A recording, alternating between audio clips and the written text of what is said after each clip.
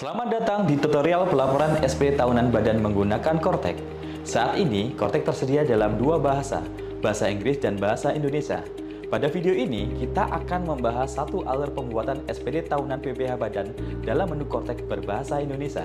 Sebagai perhatian, informasi yang disampaikan pada media ini dapat berubah sesuai dengan perkembangan ketentuan perpajakan terbaru dan proses pengembangan sistem. Tutorial ini tepat jika Anda merupakan wajib pajak badan dengan bidang usaha jasa yang atas penghasilannya dikenakan PPh final dan atau non-final. Pada contoh kali ini akan dijelaskan tutorial pengisian SPD tahunan badan yang bergerak di bidang jasa konstruksi dan pengadaan barang. Berikut merupakan 4 tahapan mudah dalam melaporkan SPD tahunan PPh Badan. Pertama, siapkan dokumen pendukung seperti laporan laba rugi, neraca perusahaan, serta penyusutan dan amortisasi fiskal. Yang kedua, masuk ke akun Kortek menggunakan akun PIC. Yang ketiga, buat SPT dan isi SPT tahunan. Yang keempat, klik bayar dan lapor. Tahapan pertama, persiapan dokumen. Pada tahapan pertama ini, silakan kawan pajak mempersiapkan dokumen yang dibutuhkan untuk melaporkan SPD tahunan badan, seperti laporan laba rugi, neraca, bukti pemotongan atau pemungutan PPh dari lawan transaksi, dan atau dokumen lainnya. Tahapan kedua, login dan buat SPT. Untuk login ke aplikasi Kortek, silakan kawan pajak kunjungi laman kortekdjp.pajak.go.id. Kemudian isikan NPWP 16 digit orang pribadi yang merupakan penanggung jawab atau wakil atau kuasa wajib pajak yang telah ditunjuk dari perusahaan Anda. Lanjutkan dengan menuliskan kata sandi dan kode keamanan, lalu klik login.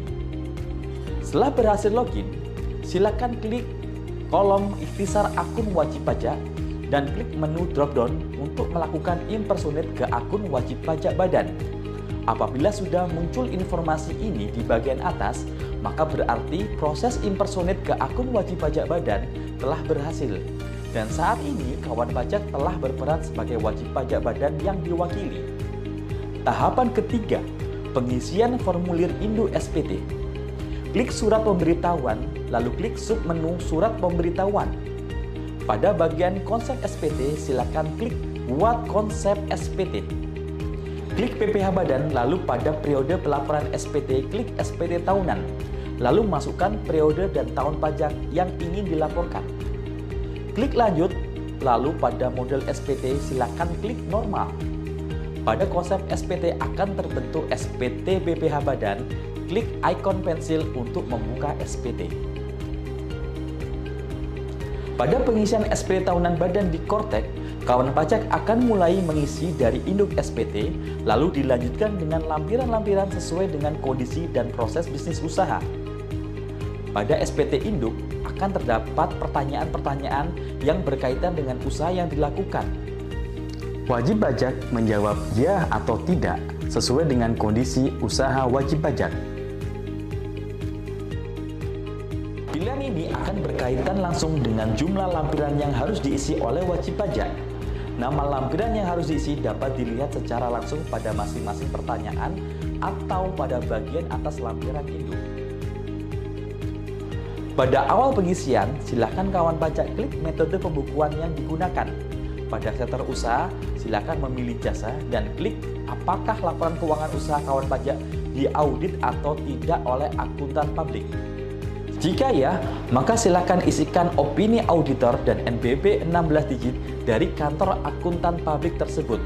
Sistem secara otomatis akan menampilkan nama dari kantor akuntan publik yang terdaftar.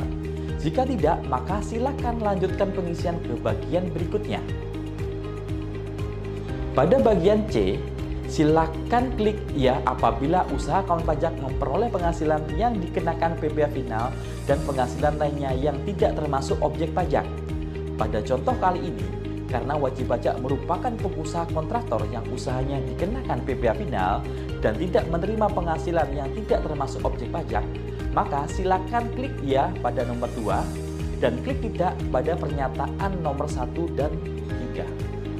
Selanjutnya, pada bagian D, kawan pajak diminta untuk mengisi pernyataan atas perhitungan PPh.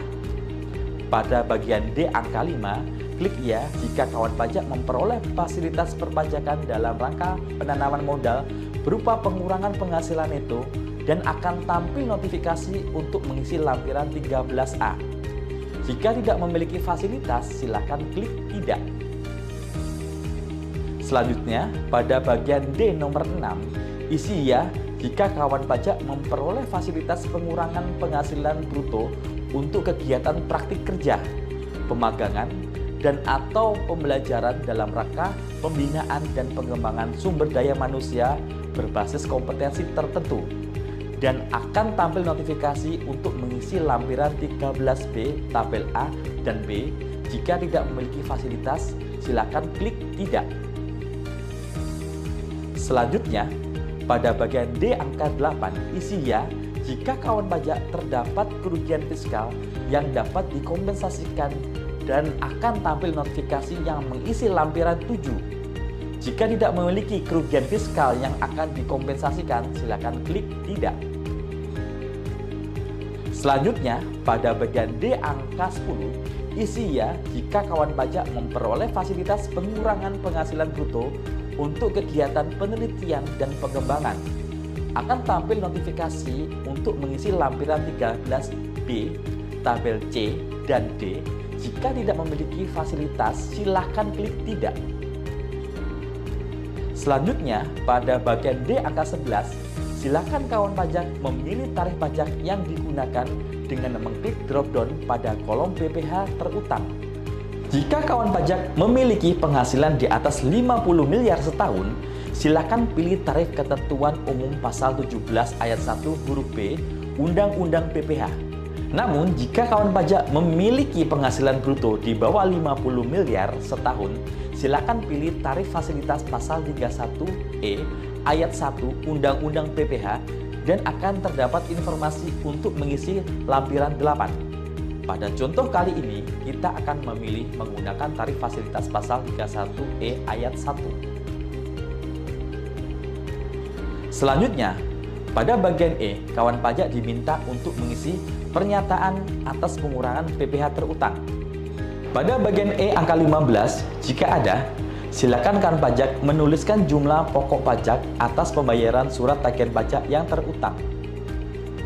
Pada bagian E angka 16, isi ya jika kawan pajak memiliki fasilitas pengurangan PPh badan dan akan tampil notifikasi untuk mengisi lampiran 13C. Jika tidak memiliki fasilitas, silakan pilih tidak.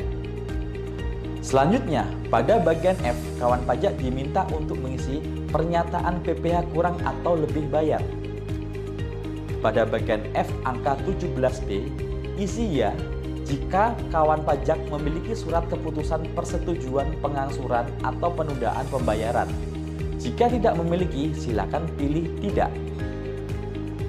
Pada bagian F angka 18A, nilainya akan terisi secara otomatis jika SPT tahunan wajib pajak dilakukan pembetulan. Pada bagian 19A, apabila SPT tahunan badan yang akan diisi bernilai lebih bayar, maka atas kelebihannya dapat dikembalikan ke kawan pajak dengan dua metode, melalui pemeriksaan atau pengembalian pendahuluan. Silakan pilih salah satunya jika kondisi lebih bayar terpenuhi.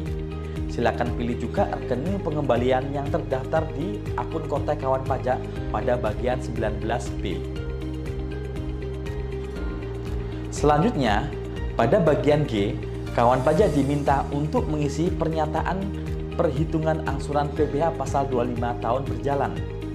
Apabila wajib pajak bukan merupakan wajib pajak tertentu seperti bank, wajib pajak masuk bursa, atau BUMN yang wajib menyampaikan laporan penghitungan angsuran PPh pasal 25, maka wajib pajak memilih tidak.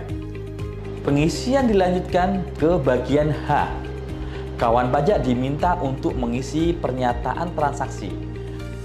Wajib pajak menjawab ya atau tidak sesuai dengan kondisi usaha wajib pajak. Jika memilih ya, maka kawan pajak akan mengisi beberapa lampiran tambahan yang diperlukan. Lampiran tersebut dapat dilihat pada bagian atas SPT Induk. Selanjutnya, pada bagian I, kawan pajak diminta untuk mengisi lampiran lainnya. Silakan kawan pajak melampirkan laporan keuangan atau laporan keuangan yang telah diaudit pada bagian I huruf A1 dengan klik pilih, kemudian pilih file laporan keuangan dalam bentuk file PDF. Kemudian pilih open dan dilanjutkan dengan klik unggah. File yang berhasil terunggah akan terlampir pada SPT. Lanjutkan pengisian pada pernyataan lainnya dan kawan pajak dapat mengupload dokumen keuangan lainnya yang diwajibkan dalam SPT tahunan. Tahapan keempat, pengisian lampiran SPT tahunan PPH. Gulir ke bagian paling atas untuk melihat lampiran yang harus diisi. Pengisian lampiran dilaksanakan berdasarkan urutan lampiran yang ditampilkan sistem pada halaman induk. Dalam tutorial ini, urutan lampiran adalah L1D, L4, L8, L3, L6, L9, dan lampiran L2 dan L11B. Pada lampiran L1D, kita akan mengisikan data laporan keuangan berupa 1. Laporan laba rugi dan 2. Laporan posisi keuangan atau neraca. Laporan laba rugi. Pada bagian ini, kawan pajak akan mengisi akun-akun pendapatan dan beban dengan nilai yang sesuai pada laporan keuangan perusahaan atau biasa disebut dengan nilai komersial. Untuk mendapatkan nilai penghasilan dan beban secara fiskal, kawan pajak perlu melakukan koreksi positif maupun negatif terhadap masing-masing akun pendapatan maupun beban. Untuk lebih jelasnya, kawan pajak dapat merujuk pada ketentuan yang ada pada lampiran Peraturan Direktur Jenderal Pajak Nomor 11 Tahun 2025. Silakan mulai pengisian dengan mengklik ikon pensil pada akun pendapatan jasa. Pada kolom ini terdapat beberapa kolom yang harus diisi, seperti pada kolom nilai komersial, isikan nilai yang tertera pada laporan keuangan usaha wajib pajak. Pada kolom non-objek pajak, silakan isi jika terdapat penghasilan yang termasuk dalam kategori non-objek pajak. Kawan pajak dapat melihat daftar penghasilan yang dimaksud pada lampiran L4 bagian B. Pada kolom final, silakan isi jika terdapat penghasilan yang dikenakan PPh final. Kawan pajak dapat melihat daftar penghasilan yang dimaksud pada lampiran L4 bagian A. Pada kolom koreksi fiskal positif dan negatif, silakan masukkan penyesuaian fiskal sesuai ketentuan dalam Pasal 9 Undang-Undang Nomor 36 Tahun 2008 tentang pajak penghasilan, sebagaimana terakhir diubah dengan Undang-Undang Nomor 7 Tahun 2021 tentang harmonisasi peraturan perpajakan. Pada kolom kode koreksi fiskal, silakan pilih satu atau beberapa kode koreksi yang sesuai dengan koreksi yang telah dilakukan. Lanjutkan pengisian ke kolom beban operasional. Klik ikon pensil untuk menambahkan data. Pada bagian nilai komersial, silakan isikan nilai komersial beban sesuai dengan laporan keuangan kawan pajak. Lakukan juga koreksi fiskal sesuai dengan tata cara dan ketentuan yang telah disebutkan sebelumnya. Jika semua sudah sesuai, kawan pajak dapat melanjutkan pengisian ke bagian B, yaitu laporan posisi keuangan. Laporan posisi keuangan. Pada bagian ini, kawan pajak mengisi akun-akun yang ada dengan nilai yang ada pada laporan keuangan neraca komersial kegiatan usaha. Apabila akun neraca yang ada pada Kortek tidak ada pada laporan keuangan kegiatan usaha, maka kawan pajak cukup mengisi akun tersebut dengan angka 0. Namun, apabila akun neraca yang ada pada laporan milik kawan pajak tidak ada pada Kortek, maka silakan isikan nilai tersebut pada akun sejenis atau akun lainnya. Pada lampiran L4, isikan data penghasilan yang dikenakan PPh final dan penghasilan yang bukan objek pajak. Pengisian pada bagian ini merupakan bagian yang tidak terpisahkan dari lampiran L1D. Silakan masukkan semua penghasilan final pada bagian A dan non-objek pajak pada bagian B, yang sebelumnya telah diinput pada laporan keuangan. Pada contoh ini, Karena wajib pajak mendapatkan penghasilan dari usaha jasa konstruksi serta penghasilan final lainnya berupa jasa giro dan bunga deposito, maka kita akan memasukkan data tersebut pada bagian A. Isikan data yang diminta secara benar dan lengkap. Pada lampiran L8, silakan masukkan data-data yang menjadi dasar penghitungan PPh pasal 31E. Pada contoh kali ini, kita akan memasukkan omset yang berasal dari penghasilan non-final, yaitu pengadaan barang ke kolom jumlah peredaran bruto. Sistem akan menghitung secara otomatis jumlah PPh yang terutang. Pada lampiran L3, silakan isikan data pajak penghasilan yang dipotong oleh pihak lain. Apabila terdapat penghasilan dari luar negeri yang diterima, maka silakan isikan detailnya pada bagian A. Pada contoh kali ini, wajib pajak hanya melakukan kegiatan di dalam negeri dengan melakukan pengadaan barang ke instansi pemerintah. Maka terdapat bukti pemungutan unifikasi PPh pasal 22 yang bisa menjadi kredit pajak. Klik tambah pada bagian B dan isikan data-data bukti pemungutan yang diterima. Pada lampiran L6, silakan diisi apabila kawan pajak merupakan wajib pajak yang diharuskan membuat laporan keuangan secara berkala. Masukkan data-data yang diminta secara benar dan lengkap. Pada lampiran L9, masukkan data penyusutan dan amortisasi fiskal atas aset perusahaan kawan pajak. Pengisian pada lampiran ini berpedoman pada Peraturan Menteri Keuangan Nomor 72 Tahun 2023. Isikan data sesuai dengan laporan penyusutan yang ada pada kegiatan usaha kawan pajak.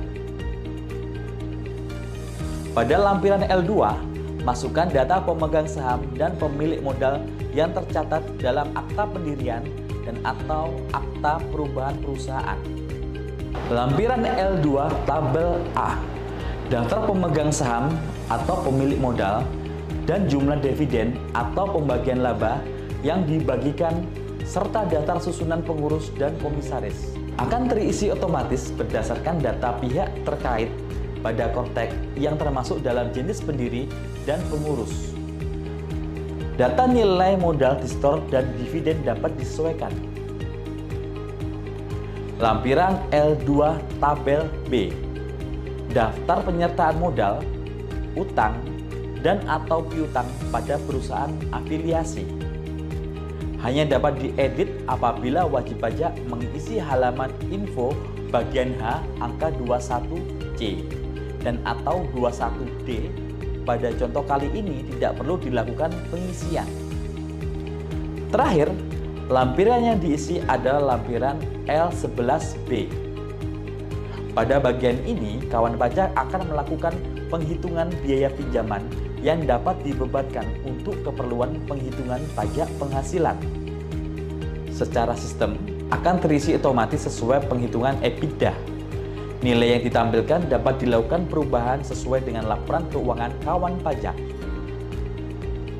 Pengisian lampiran L11B dapat didukung dengan penghitungan Debt to Equity Ratio atau DER dan penghitungan biaya pinjaman. Jika semua lampiran telah diisi, silakan kembali ke lampiran induk. Pada bagian F17C akan terlihat nilai dari PPh terutang yang masih harus dibayar. Jika semuanya telah sesuai, gulir ke bawah. Pada bagian IA1, silakan unggah laporan keuangan yang telah disiapkan sebelumnya dalam bentuk PDF. Tambahkan laporan keuangan yang akan diupload, klik unggah untuk menyelesaikan proses upload dokumen. Gulir ke bawah untuk melihat lampiran lainnya. Jika wajib pajak badan memiliki laporan finansial lainnya yang dimintakan pada lampiran tersebut, silakan lakukan proses upload seperti langkah sebelumnya. Jika tidak ada, maka lanjutkan gulir ke bagian paling bawah. Pada bagian J, silakan centang pernyataan, masukkan jabatan atau posisi PIC atau perwakilan dari wajib pajak badan. Pastikan semua data telah sesuai, lalu klik bayar dan lapor. Akan muncul notifikasi sebagai berikut. Kawan pajak dapat menutup notifikasi tersebut untuk melanjutkan pelaporan. Pada bagian ini, apabila SPT tahunan yang akan disampaikan terkait dengan perpanjangan jangka waktu penyampaian SPT tahunan dan telah mendapatkan izin, maka kawan pajak dapat menggunakan saldo pembayaran yang belum digunakan pada akun 411618-200. Untuk memilihnya, klik tombol Ya. Namun jika tidak terkait perpanjangan, pilih Tidak. Selanjutnya, sistem akan memberikan notifikasi apakah wajib pajak ingin melunasi pajak yang terutang menggunakan deposit pajak atau melalui pembuatan kode billing. Silakan pilih salah satu metode pembayaran. Pilihan deposit pajak akan muncul jika saldo deposit tersedia senilai minimal sesuai pajak kurang bayar terutang. Apabila kawan pajak tidak mempunyai saldo deposit atau saldo deposit kurang dari pajak terutang, maka sistem hanya akan memunculkan pilihan generate kode billing. Kemudian, tanda tangani SPT kawan pajak dengan memilih penyedia tanda tangan dan masukkan passphrase kawan pajak. Lalu klik konfirmasi tanda tangan. Apabila kawan pajak melakukan pembayaran menggunakan deposit, SPT akan otomatis terlapor. Apabila kawan pajak melakukan pembayaran dengan kode billing, status SPT menjadi menunggu pembayaran. Silakan lakukan pembayaran dan setelah dilunasi, status SPT akan otomatis berubah menjadi dilaporkan. Apabila SPT kawan pajak berstatus nihil atau lebih bayar, kawan pajak dapat langsung submit SPT dan status SPT otomatis menjadi dilaporkan. Selamat! Anda telah melaporkan SPT tahunan badan melalui Kortek. Jika Anda masih memerlukan bantuan, silakan mengunjungi www.pajak.go.id atau menghubungi Kring Pajak 1500200. Subscribe Ditjen Pajak RI untuk video tutorial lainnya. Pajak tunggu, Indonesia tangguh.